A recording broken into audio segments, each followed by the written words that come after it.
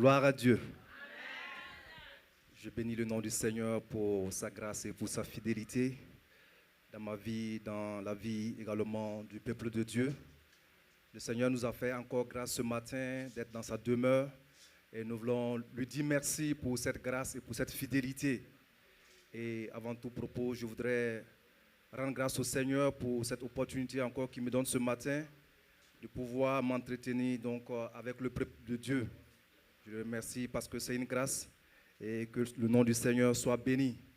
Je voudrais également dire merci au premier responsable de cette église, à notre père spirituel, le pasteur Asa Zungrana, qui a placé donc sa confiance à ma modeste personne pour apporter le message ce matin. Ma prière est que le Seigneur encore le fortifie, lui et toute sa famille, pour la gloire de son nom. Et je remercie le Seigneur également pour la vie de tous les responsables de l'Église, les anciens, les diacres, les responsables de structure et tous les départements et toute l'Église. Que le Seigneur vous bénisse abondamment au nom de Jésus. Amen. Le Seigneur encore nous donne ce matin l'opportunité de pouvoir nous entretenir autour de la parole de Dieu. Et ma prière est que le Seigneur donc bénisse ces moments. Alléluia. Avant donc de continuer avec le message, il y a un chant qui me vient à l'esprit.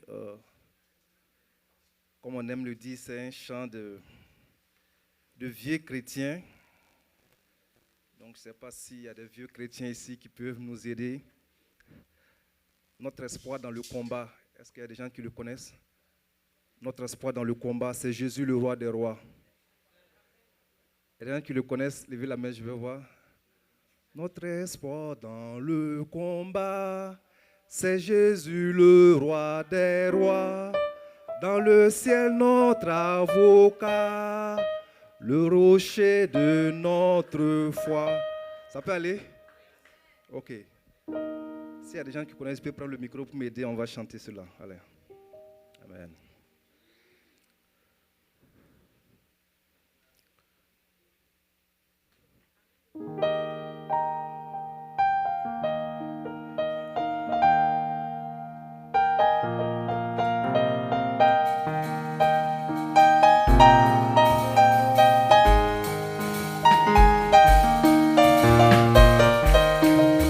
Notre espoir dans les combats, c'est Jésus le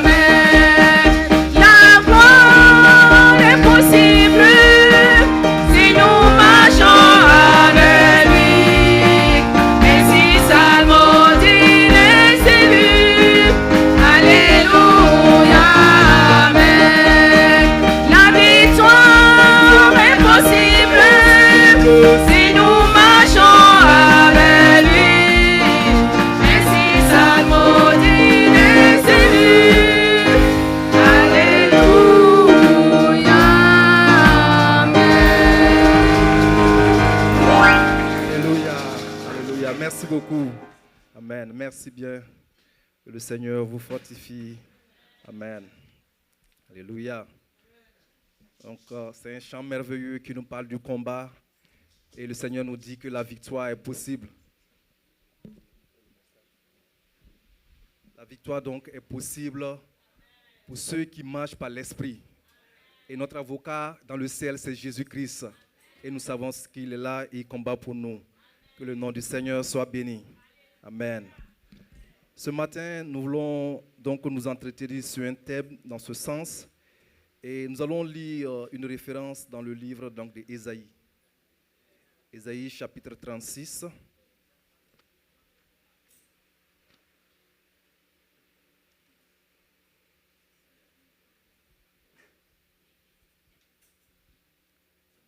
Ésaïe chapitre 36, nous allons commencer par le premier verset. C'est tout le récit, tout le chapitre, mais nous allons lire uniquement que 4 versets.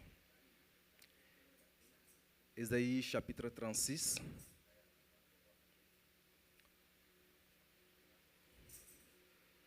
Je vais demander au diacre Mekila de m'aider avec la lecture.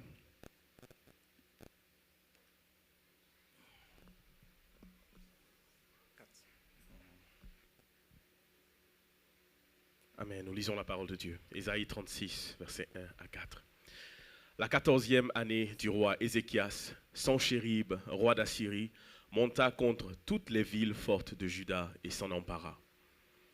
Et le roi d'Assyrie envoya de Lachis à Jérusalem vers le roi Ézéchias, Rabshaké, avec une puissante armée.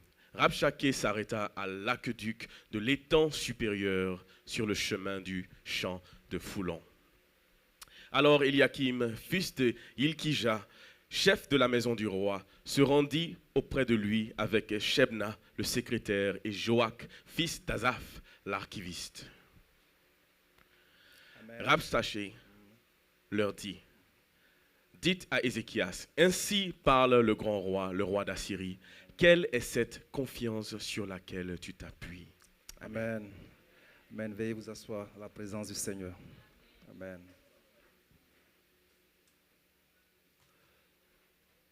Le passage que nous venons de lire, comme je le disais, c'est tout le récit, c'est tout dans tout le chapitre. Mais le passage donc que nous venons de lire nous parle donc de Sanchérib, qui était le roi d'Assyrie. Et le Seigneur nous dit ici dans sa parole que Sanchérib donc a menacé le roi Ézéchias, qui était donc le roi d'Israël. Et il est allé même jusqu'à poser la question au roi Ézéchias, sur qui tu t'appuies? En qui tu as placé ta confiance pour vouloir me défier? Et ici, quand nous lisons tout le récit, il est question donc de cette menace que Sanchérib va faire donc à Ézéchias et à tout le peuple d'Israël. Mais quand nous lisons le reste du récit, nous voyons qu'avant de continuer avec la menace, Sanchérib a essayé d'abord de négocier avec Ézéchias et le peuple d'Israël. Et quel a été donc le thème de la négociation? Il a proposé à Ézéchias de lui donner 2000 chevaux pour son armée. Mais quand nous lisons donc les références, nous lisons le reste du récit, nous voyons que Ézéchias n'a pas cédé à cette offre-là. C'était une offre alléchante. Lui remettre 2000 chevaux gratuitement pour qu'ensemble ils puissent sceller une alliance de paix, pour qu'il n'y ait pas donc la guerre entre eux. Mais la parole de Dieu nous dit que Ézéchias et le peuple de Dieu et le peuple d'Israël ont refusé ce deal-là. Ils ont refusé cette compromission avec Sanchérib. Nous également, en tant qu'enfants de Dieu, quelquefois le monde peut nous présenter des choses pareilles. Nous demander à faire des compromis pour pouvoir avoir une position ou encore pour mettre en berne notre foi. Mais nous devons faire comme Ézéchias et le peuple d'Israël. Et nous devons refuser cette compromission vis-à-vis du monde. Nous devons refuser cette compromission vis-à-vis des attraits du monde. et nous devons rester attachés à notre Dieu. C'est ce que Ézéchias et le peuple d'Israël ont fait. Ils n'ont pas cédé au don que Sanchérib les a proposé. Et cela a mis naturellement en fureur le roi Assyrie, parce qu'il était puissant. Et il ne pouvait pas penser que le roi Ézéchias et le peuple d'Israël pouvaient refuser cette offre de paix-là, qui semblait être alléchante. Mais la parole de Dieu nous dit que Ézéchias et le peuple d'Israël ont refusé cette offre alléchante-là. Ils sont restés fermes et ils sont restés résolus avec leur vision qui était de rester avec les dieux. Ils ont refusé la compromission avec un Dieu étranger. Parce que accepter la paix avec Sanchérib signifiait qu'ils faisaient des compromissions, ils signaient des pactes d'alliance. Or, le Seigneur les avait donné cette autorité-là de pouvoir conquérir ces territoires qui étaient devant eux. Mais nous voyons que Ézéchias a refusé cette compromission. Nous également, en tant qu'enfants de Dieu, nous devons refuser la compromission. Quelles que soient les offres alléchantes qui se présentent devant nous, nous devons résister et nous devons rester fermes. Parce que c'est à cela que le Seigneur nous appelle. Quand nous regardons l'histoire du peuple d'Israël, tout au long de leur marche, quand ils ont quitté l'Égypte, il y a eu beaucoup d'ennemis qui se sont présentés à eux. Tout au long de leur chemin, sans qu'ils le veuillent, contre leur volonté, des ennemis se sont présentés sur leur chemin. Et ils ont dû faire face donc à ces différentes oppositions. Et ces oppositions, il y a eu des oppositions naturelles. Il y a eu des oppositions naturelles. Il y a eu également des oppositions dues à la jalousie ou encore dues à la méchanceté. Et presque avant d'arriver donc à la terre promise, parce que Dieu avait déjà choisi le peuple d'Israël. C'était un peuple béni. Et à cause de toutes ces bénédictions, à cause du choix de Dieu sur la vie du peuple d'Israël, tous ces ennemis-là se sont présentés à eux. Jusqu'à ce qu'ils rentrent dans Canaan, jusqu'à ce qu'ils rentrent dans leur bénédiction, ils ont fait face donc à beaucoup d'ennemis. Des rois ont vu donc en Israël un peuple ennemi. C'est ce qui a poussé d'ailleurs, je dirais, le roi Sanchérib à vouloir menacer le peuple d'Israël. Il est passé d'abord par la négociation et quand il a vu que cela ne marchait pas, il est passé à un autre niveau. Il est passé donc par les menaces. Et jusqu'à ce que Israël prenne possession de Canaan, nous voyons que ces différents ennemis-là ont été donc tout au long du chemin, jusqu'à ce qu'ils rentrent dans leur destinée, jusqu'à ce qu'ils rentrent dans la terre promise, dans les bénédictions que le Seigneur avait promises pour eux. Le peuple d'Israël a fait face donc à plusieurs ennemis qui s'opposaient naturellement, bien sûr, à leur bénédiction, qui s'opposaient donc à la possession donc de Canaan. Nous avons tous des Sanchérib qui s'opposent aussi dans nos vies, qui s'opposent à nos bénédictions, qui s'opposent, je dirais, à notre destinée. Le Seigneur, dans sa grâce et dans sa bonté, nous a promis des bénédictions. Veut que nous rentrons donc dans notre destinée, comme le thème de l'année dit. Mais pour entrer dans cette destinée-là, nous faisons face à beaucoup de Sanchérib. Et Sanchérib peut être quoi? Sanchérib peut être la maladie qui te menace. Sanchérib, ça peut être la pauvreté. Ça peut être les différents échecs auxquels tu fais face. Sanchérib également peut être les sorciers qui te menacent jour après jour. Toutes ces menaces, le célibat, toutes ces menaces-là sont des Sanchérib pour nous empêcher de rentrer dans nos bénédictions, pour nous empêcher de rentrer dans notre destinée. Mais le Seigneur, dans sa grâce, nous aide à rentrer dans ces différentes bénédictions. Le Sanchérib dont le récit parle, on a dit que Sanchérib était un roi. Quand on parle de roi, c'est-à-dire qu'il était impuissant. Et c'est dit également qu'il avait donc une armée avec lui. Et cette armée-là était capable, bien sûr, de mettre en exécution toute la menace que Sanchérib faisait au peuple d'Israël. Après donc la négociation, il a mis la menace en exécution. Et Sanchérib, donc, au regard de son rang, le fait qu'il était donc un roi, cette menace-là était donc à prendre au sérieux. Oui, frères et sœurs, Souvent, les Sanchéribes aussi qui nous menacent, ce sont des grands ennemis. Ce sont des grands blocages, comme est celui donc du récit que nous venons de lire. Et pour cela, il ne faut pas prendre ça à la légère. Quand nous sommes dans une situation, et c'est Sanchérib qui est la base de cette situation, nous devons prendre conscience et ne pas prendre cette situation à la légère. En effet, souvent, nous avons des situations où nous nous posons des questions. Nous nous demandons, est-ce que vraiment nous allons pouvoir nous en sortir? Au regard de la menace, nous nous posons des questions, bien sûr, qui sont des questions légitimes. Nous nous demandons souvent, est-ce que cette situation va prendre fin un jour? Certes, c'est des grandes menaces, c'est des grandes peurs. Ce sont des peurs, comme je disais, légitimes. Mais nous devons savoir que nous avons le Seigneur qui est avec nous dans le combat. Alléluia. Nous devons savoir que le Seigneur est là. Et comme je le disais tantôt, quand nous faisons face à ces interrogations-là, quand nous faisons face à ces situations-là, qui sont légitimes, il y a quelquefois la peur qui s'installe. Il y a quelquefois la peur des situations qui perdurent dans le temps, qui nous amènent à nous poser 1001 questions.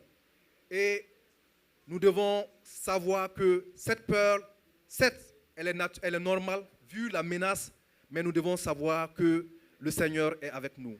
Et cette même menace-là, cette même peur, et le peuple de Dieu l'a vécu également avec Goliath. Quand nous lisons dans le livre de 1 Samuel, que nous allons lire 1 Samuel chapitre 17, 1 Samuel chapitre 17, versets 4 à 11, c'est cette même peur-là que le peuple d'Israël donc a eue. 1 Samuel chapitre 17, versets 4 à 11. Un homme sortit alors du camp des Philistins et s'avança entre les deux armées. Il se nommait Goliath, il était de Gath et il avait une taille de 6 coudées et un emprunt.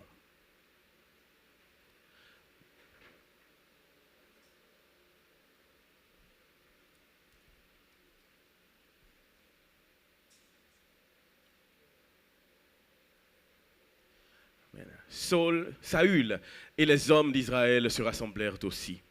Ils campèrent dans la vallée des Térébintes et ils se mirent en ordre de bataille contre les Philistins.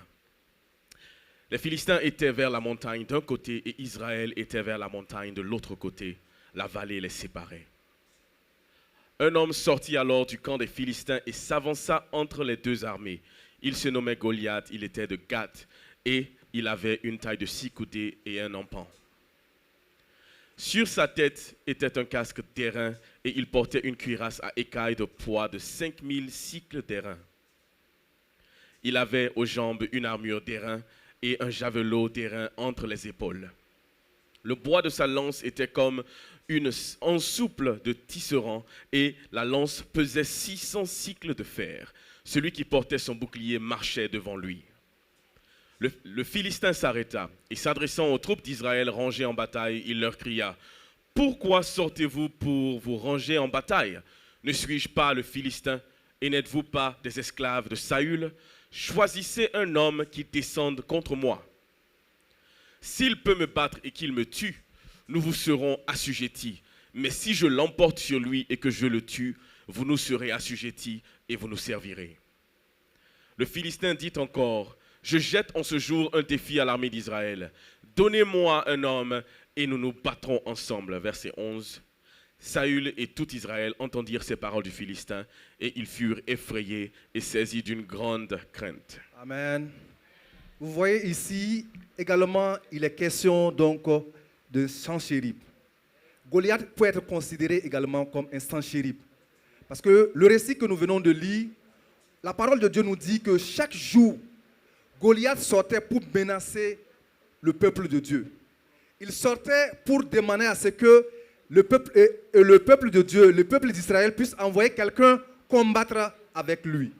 Mais nous voyons que la peur s'est installée dans le peuple d'Israël. Parce qu'au regard de la taille de Goliath, au regard de l'armure de Goliath, tout le peuple était dans une certaine peur. Personne n'osait affronter Goliath parce qu'il était redoutable. Par sa taille, par sa carrure, il était redoutable.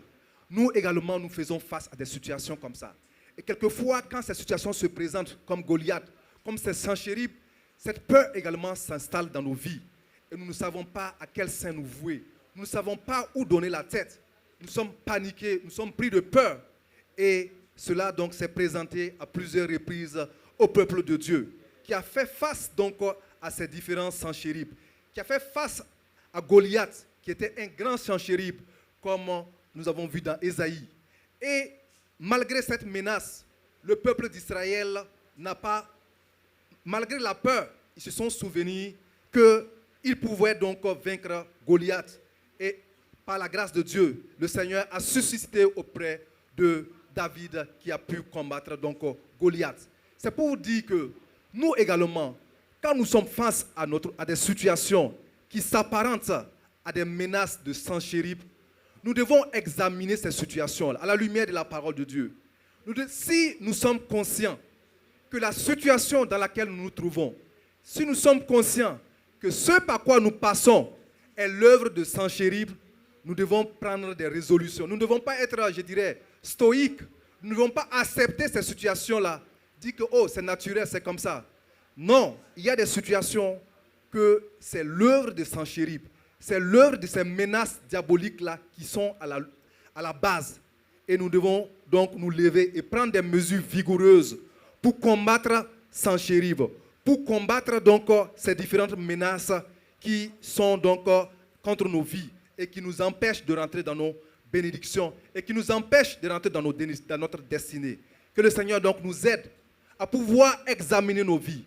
Quand nous sommes dans une situation difficile, quand nous passons par des situations difficiles, il faut que nous examinions ces situations-là. Il faut que nous essayions de voir, est-ce que Sanchérib n'est pas à la base? Est-ce que la menace par laquelle je passe, est-ce que le monde des ténèbres n'est pas à la base de cette situation? Et si c'est cela, nous devons prendre des mesures adéquates pour pouvoir mettre fin à cette menace. Quelle a été donc l'attitude de Ézéchias et du peuple d'Israël face donc à la menace de Sanchérib? Ils ne sont pas restés les bras croisés. Ézéchias et le peuple de Dieu ne sont pas restés les bras croisés face à la menace donc de Sanchérib. Quand nous lisons le même récit dans 2 Chroniques 32, nous n'allons pas le lire, mais quand nous lisons le même récit dans 2 Chroniques 32, là-bas on nous dit que la première attitude de Ézéchias et du peuple de Dieu, ils ont d'abord bouché les brèches qui se trouvaient dans les murailles de la ville. Ils se sont examinés et ils ont vu qu'il y avait des faiblesses en eux d'abord. Et les faiblesses, c'était donc les brèches qui se trouvaient au niveau de la muraille. Et Ézéchias a mobilisé le peuple de Dieu pour boucher ces différents trous qui se trouvaient au niveau de la muraille. Ces brèches qui étaient au niveau de la muraille, la parole de Dieu nous dit que Ézéchias a essayé donc avec le peuple de Dieu de boucher d'abord ces différents trous. Et la deuxième mesure, ils ont relevé les murailles. Ils ont relevé les murailles pour être mieux protégés. Qu'est-ce que cela nous enseigne? Cela veut dire que nous également, en tant qu'enfants de Dieu, quand nous sommes dans une situation difficile, nous devons d'abord examiner nos vies. Est-ce qu'il n'y a pas des brèches par lesquelles l'ennemi peut nous atteindre? Est-ce que nous n'avons pas fait des brèches en nous qui peut être une occasion de faiblesse, qui peut être, je dirais, une ouverture pour le monde des ténèbres contre nos vies? Et la brèche peut être quoi? Ça peut être le péché. Le péché peut être une brèche par laquelle le monde des ténèbres peut nous atteindre facilement. Le péché, notre situation, je dirais, d'indiscipline ou encore d'insoumission peut être une brèche par laquelle le monde des ténèbres peut atteindre notre vie. Donc, pour combattre la menace que le monde des ténèbres a contre notre vie, contre les sorciers ont contre notre vie, nous devons nous rassurer que nous avons fermé les différentes brèches. Nous devons nous rassurer que nous avons colmaté toutes les brèches qui sont dans notre vie. Toutes les occasions qui peuvent être des occasions de chute, qui peuvent être des faiblesses dans notre vie, nous devons nous rassurer que nous avons comblé cela. En cela, si nous sommes fortifiés, nous sommes prêts maintenant pour le combat. Et c'est ce que le peuple de Dieu a fait. Il s'est rassuré qu'en son sein, il n'y avait pas de faiblesse. Il s'est rassuré qu'il n'y avait pas une occasion pour l'ennemi d'atteindre facilement la ville. Donc, ils ont fortifié la ville en fermant ses brèches, mais aussi en relevant donc les murailles. Amen. Peuple de Dieu, nous devons examiner nos vies à la lumière de la parole de Dieu. Si nous savons qu'il y a des brèches en nous, si nous savons qu'il y a des situations qui constituent comme des brèches, qui constituent comme des faiblesses, nous devons nous rassurer d'abord, avant d'aller dans le combat, que nous avons colmaté toutes ces brèches-là, afin que nous puissions donc remporter les victoires dans ce combat. Alléluia. Nous allons voir dans le chapitre qui va suivre, quelle a été autre attitude également de Ézéchias et du peuple de Dieu, face à la menace de Sanchérib. Ésaïe 37, les 5 premiers versets. Ésaïe chapitre 37. Ésaïe chapitre 37, nous allons lire les 5 premiers versets pour voir quelle a été donc l'attitude de Ézéchias. Autre, le fait qu'ils aient fermé les brèches, autre attitude qu'il a eue face donc à la menace de Sanchérib. Ésaïe 37, 1. Lorsque le roi Ézéchias eut entendu cela, il déchira ses vêtements, se couvrit d'un sac et alla dans la maison de l'Éternel. Il envoya Eliakim, chef de la maison du roi, Shebna le secrétaire, et les plus anciens des sacrificateurs, couverts de sacs vers Ésaïe le prophète, fils d'Amoz. Et ils lui dirent, ainsi parle Ézéchias, ce jour est un jour d'angoisse, de châtiment et d'opprobre, car les enfants sont près de sortir du sein maternel et il n'y a point de force pour l'enfantement. Peut-être l'Éternel, ton Dieu, a-t-il entendu les paroles de Rabshaké, que le roi d'Assyrie, son maître, a envoyé pour insulter le Dieu vivant, et peut-être l'Éternel, ton Dieu, exercera-t-il ses châtiments à cause des paroles qu'il a entendues. Fais donc monter une prière pour le reste qui subsiste encore. Verset 5. Les serviteurs du roi Ézéchias allèrent donc auprès d'Ésaïe. Amen. Amen. Ici, nous voyons également autre attitude que Ézéchias a eue. La parole de Dieu nous dit que quand Ézéchias a entendu la menace, il a déchiré ses habits. Il a déchiré ses habits. Qu'est-ce que veut dire déchirer ses habits? Déchirer ses habits, c'est un signe d'humilité. Nous savons tous que Ézéchias également était un roi. Il a enlevé tout ce qui est sa parure, ce qui faisait de lui un roi. Il s'est humilié devant la présence donc de Dieu. Il a reconnu qu'il n'était rien devant Dieu. Voilà pourquoi la parole de Dieu nous dit qu'il a déchiré ses habits en signe d'humilité, en signe d'abandon, parce qu'il savait que la menace à laquelle il faisait face, il ne pouvait rien, même en tant que roi. Il a reconnu que sa situation de roi, sa position de roi, n'était pas une attitude qui pouvait lui permettre de faire face donc à la menace de Sanchérib. Et la parole de Dieu nous dit qu'il s'est humilié. Il s'est humilié, il s'est dépouillé de sa royauté. Il s'est dépouillé de son statut de noblesse pour avoir une attitude d'humilité. C'est cette humilité-là que nous devons aussi avoir en tant qu'enfants de Dieu. La parole de Dieu nous recommande à pouvoir avoir cette humilité. Quand nous voulons nous approcher de Dieu, il faut que nous nous débarrassions de notre statut social, de notre position sociale et reconnaître que nous ne sommes rien. Reconnaître que seul Dieu est capable d'agir face à cette situation. Nous devons nous humilier devant le Dieu Tout-Puissant, comme a fait Ézéchias et le peuple d'Israël. Reconnaître que notre situation, seul Dieu peut agir. C'est en cela que nous pourrons remporter la victoire.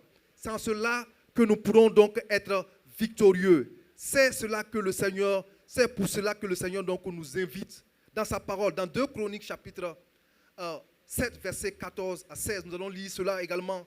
C'est le sentiment d'humilité que le Seigneur veut apporter à chacun de nous. Demande à chacun de nous d'être humble. Dans 2 Chroniques chapitre 7, verset 14, 2 Chroniques chapitre 7, versets 14 à 16. 2 Chroniques 7, versets 14 à 16.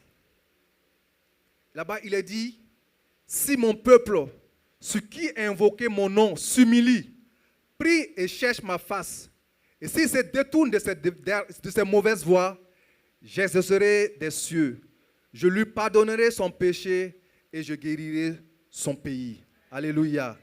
Mes yeux seront ouverts désormais et mes oreilles seront attentives à la prière faite en ce lieu. Amen. Verset 16.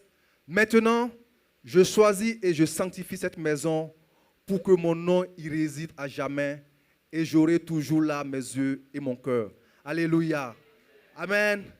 La parole de Dieu nous dit, si mon peuple s'humilie et recherche ma face, du haut des cieux, je lui répondrai. Alléluia. C'est cette parole également que le Seigneur veut te donner ce matin. Humilie-toi devant le Seigneur.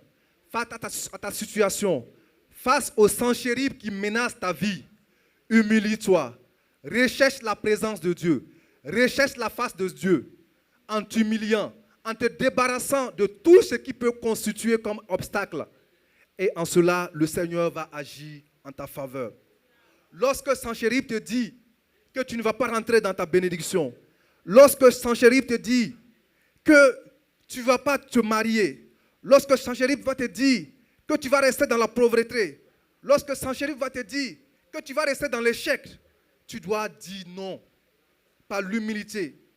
Tu dois t'humilier devant Dieu pour renoncer à cette malédiction que Sanchérib prononce sur ta vie, pour faire face à la menace que Sanchérib a contre ta vie. Il faut renoncer au plaisir de tout le monde. Il faut renoncer aux attraits de ce monde et t'humilier de tout ton cœur devant ton Dieu. Expose la menace devant Dieu parce que tu ne peux rien sans Dieu. Reconnais que tu es un homme et que tu es faible. Reconnais que même quelle que soit ta statut social, reconnais que tu ne peux rien et que seul Dieu peut agir dans ta situation. Alléluia. Reconnais cela et en cela, Seigneur, le Seigneur va agir.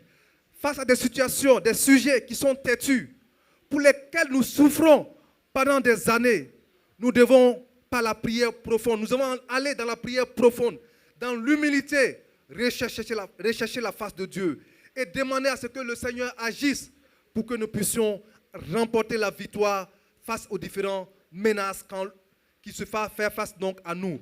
Quand on est menacé de partout, il faut crier à Dieu. Quand on est menacé de partout, quand la menace est forte comme celle de Sanchérib, qui était un grand roi, nous devons crier à Dieu. C'est ce que Ézéchias a fait également. C'est ce que Ézéchias a fait. Et nous devons, à l'image d'Ézéchias, nous devons donc crier à Dieu. Car quand un malheureux crie à l'Éternel, l'Éternel entend et il le sauve de cette détresse. Quand le malheureux crie à l'Éternel, l'Éternel entend sa voix. C'est ce qui est dit donc dans le psaume 34, verset 6. Quand un malheureux crie, l'Éternel entend et il le sauve de toute cette détresse. Que le Seigneur entende nos cris ce matin. Que le Seigneur entende nos cris ce matin. Que le Seigneur entende ton cri ce matin et qu'il vienne à ton secours. Parce que c'est lui seul qui délivre. Alléluia. Frères et sœurs, ce matin, nous devons savoir que le Seigneur, il est un Dieu fidèle. Il est le Dieu qui entend nos cris.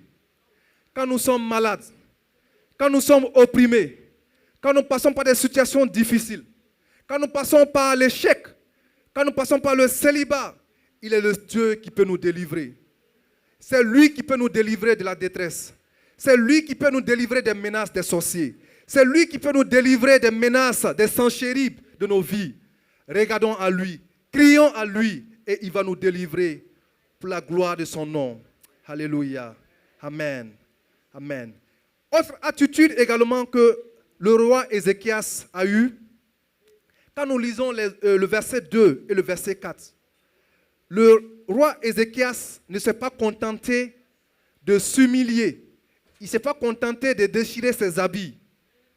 Mais la parole de Dieu nous dit que le roi Ézéchias a demandé du renfort.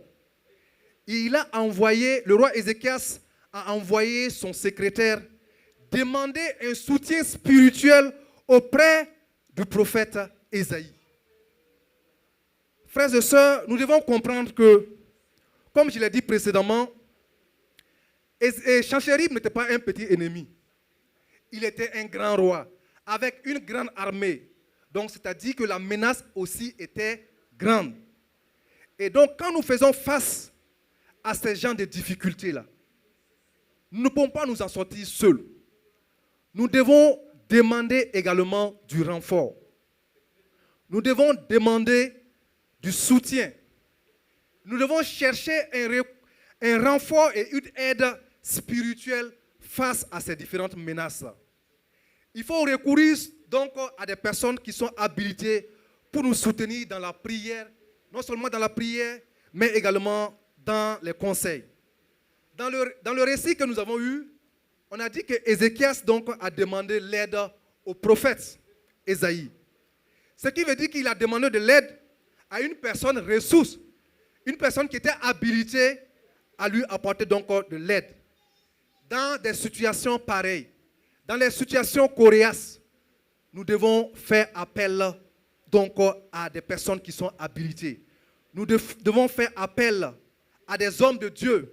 Nous devons faire appel à nos pasteurs. Nous devons faire appel à des renforts pour nous aider face à des situations coriaces de la sorte. Ézéchias a compris cela. Il a compris qu'à lui seul, malgré qu'il s'est humilié devant Dieu, malgré qu'il a déchiré ses habits, malgré qu'il a prié, cela n'était pas suffisant.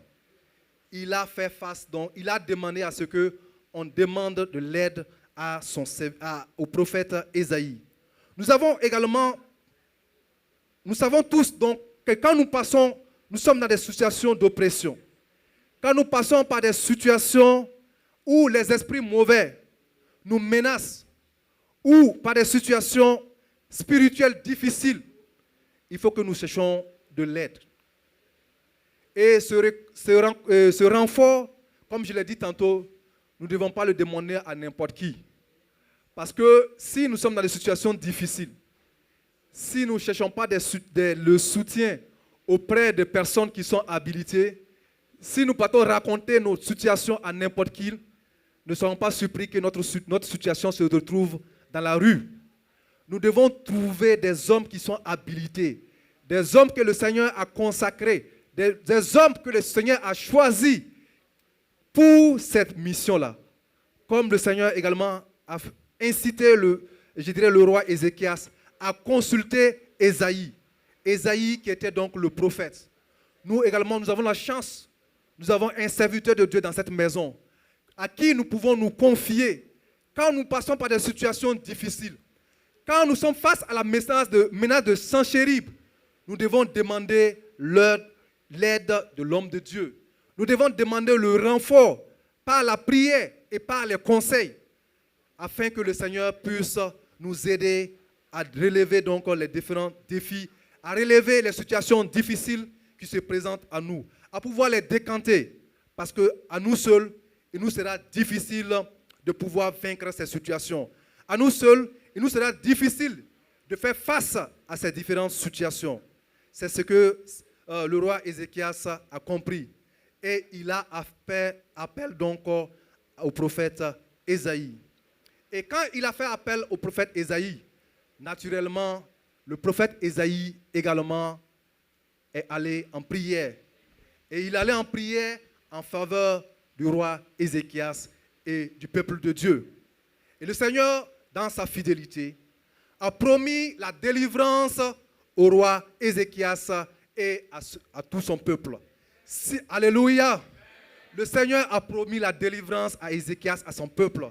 Si également nous nous approchons, quand nous sommes face à des situations difficiles, nous approchons des hommes de Dieu, le Seigneur également passera par ces hommes de Dieu.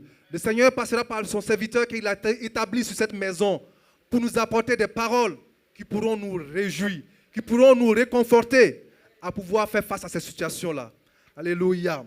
Et le Seigneur a rassuré le roi Ézéchias au travers de son serviteur Ésaïe pour dire qu'il va agir, qu'il a compris la situation, la menace qu'il faisait face. Et c'est cette même doléance que le roi David pouvait si bien avoir dans le psaume 51, quand il a dit au Seigneur, annonce-moi l'allégresse quand mes os sont brisés, afin qu'il puisse se réjouir.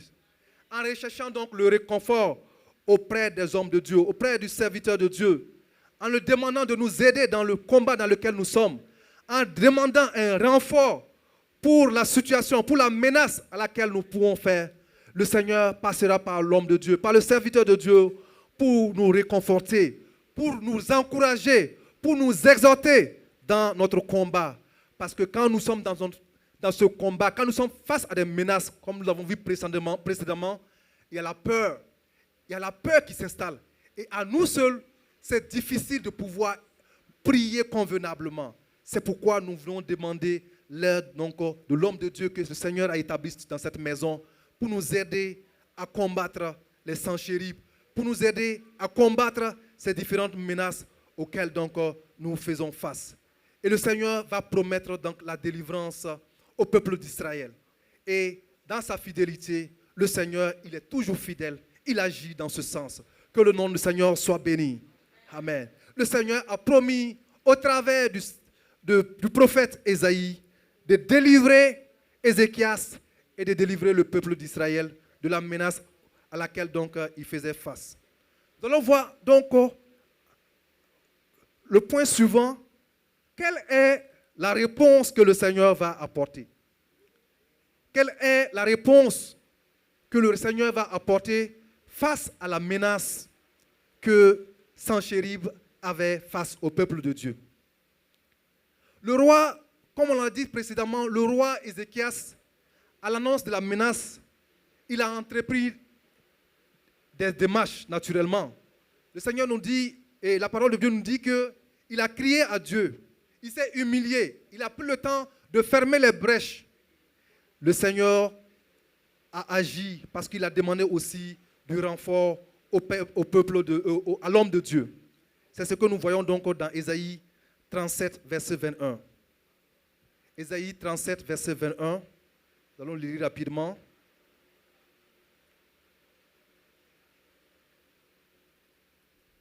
Ésaïe 37, verset 21. La parole de Dieu nous dit que, alors Ésaïe, fils d'Amon, envoya dit à Ézéchias, ainsi parle l'Éternel, le Dieu d'Israël, j'ai entendu la prière que tu m'as adressée au sujet de Sanchérib, roi d'Israël. Alléluia. Le Seigneur a entendu ta prière ce matin. Le Seigneur m'a envoyé ce matin te dire qu'il a entendu ta prière. Il a entendu ta prière et il apporte la délivrance. Comme il a entendu la prière du peuple d'Israël, face à la menace de Sanchérib, il a entendu ta prière et il veut te délivrer.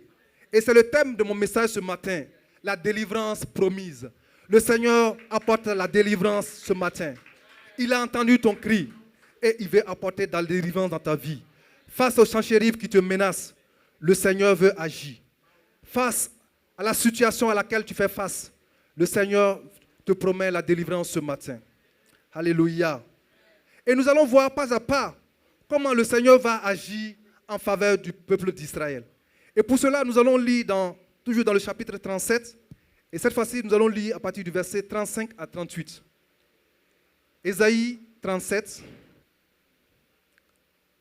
Ésaïe 37, verset 35 à 38. Qu'est-ce que le Seigneur va promettre à Ézéchias et au peuple d'Israël? Il a dit d'abord, dans le verset 35, je protégerai cette ville pour la sauver à cause de moi et à cause de David, mon serviteur. Alléluia. Dieu promet de protéger son peuple. Il promet donc de protéger les territoires. Ce matin, Dieu nous promet la délivrance. Dieu promet donc de nous protéger contre les attaques de Sanchérib. Il nous promet de nous protéger contre les attaques, contre les menaces de mort.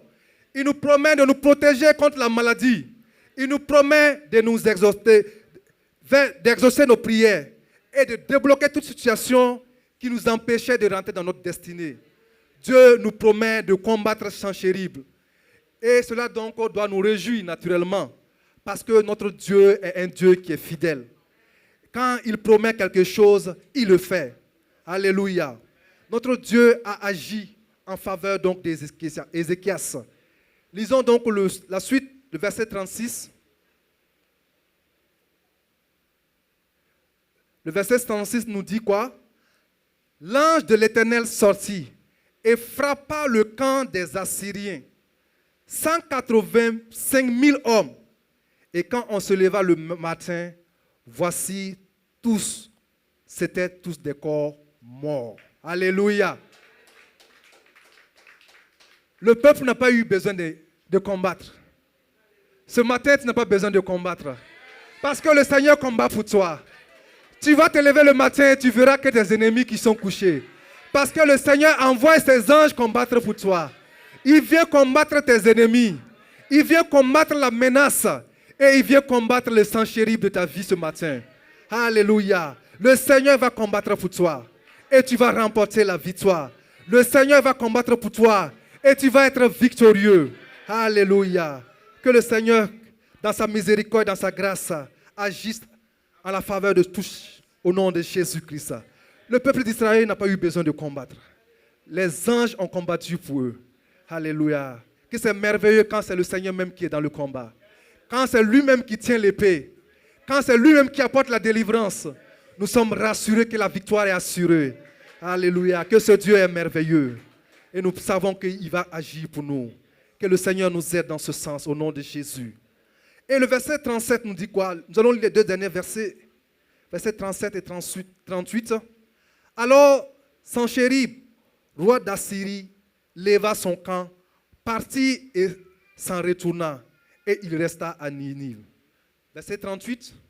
Or, quand il était prosterné dans la maison de Niskor, son dieu, Adramélec et Shatseta, ses fils, lui frappèrent par l'épée et ils s'enfuirent au pays d'Ararat. Et Esa-Adon, son fils, régna à sa place. Gloire à Dieu. Vous voyez ici la fin de Senchérib. On a dit que Senchérib, quand il a vu les morts, il a pris la poutre d'escampette. Il a fui avec le reste du peuple qui restait. Et sa fin va encore être fatale. Ce sont ses propres fils qui vont le tuer. Ce sont ses propres fils qui vont le tuer. Alléluia. Les Senchérib qui se lèvent contre ta vie, ils vont s'entretuer entre eux là-bas. Tu n'auras pas besoin de combattre. Le Seigneur va combattre pour toi. Le Seigneur va combattre pour toi. Et tu ne feras que garder le silence. Parce que tu as un Dieu puissant. Parce que tu as un Dieu qui a autorité. Parce que tu as un Dieu de l'impossible avec toi. Et en ce sens, nous savons que le Seigneur qui est fidèle, il va combattre comme il a combattu pour Israël. Comment il a combattu pour Ézéchias et le peuple d'Israël. Notre Dieu est un Dieu qui est fidèle. Et le Dieu que nous croyons, le Dieu en qui nous avons placé toute notre confiance, nous savons qu'il va anéantir tous les esprits qui bloquent notre marche, qui nous empêchent de rentrer dans notre destinée. Tous les esprits, tous les blocages qui nous empêchent de rentrer dans notre destinée, le Seigneur va les anéantir au nom de Jésus. Le Seigneur va lever son bouclier et il va les combattre. Et nous n'aurons pas à combattre. C'est ce message que le Seigneur me donne ce matin pour le peuple de Dieu. Sachez que la délivrance promise est là. La délivrance promise est là. Face au Senchérib, le Seigneur te promet la délivrance. Face au Senchérib, le Seigneur te promet qu'il va agir. Face au Senchérib, le Seigneur promet qu'il est là pour te délivrer. Que le Seigneur nous aide ce matin à pouvoir faire face, à ne pas faire peur, à ne pas avoir peur plutôt, face au Senchérib qui menace nos vies. À ne pas avoir peur face aux difficultés que nous devons avoir face donc à notre marche dans la vie chrétienne. Nous savons tous que cette marche n'est pas facile. Nous allons avoir des difficultés comme le peuple d'Israël. Tout au long de la marche, le Seigneur a été avec le peuple d'Israël. Certes, des ennemis se sont présentés à eux tout au long de leur marche vers leur destinée, vers Canaan. Mais le Seigneur, dans sa fidélité, leur a permis de rentrer dans leur destinée. Le Seigneur, ce matin également, te permet de rentrer dans ta destinée. Quelle que soit la menace qui est devant toi, quels que soient les sangs chérifs qui se présentent devant toi, le Seigneur est là et il te promet la délivrance. Le Seigneur est là et il te promet de t'accompagner dans ce combat. Que le Seigneur nous aide dans ce sens-là, au nom de Jésus-Christ. Voilà ce que le Seigneur avait mis dans mon cœur ce matin, à pouvoir apporter au peuple de Dieu.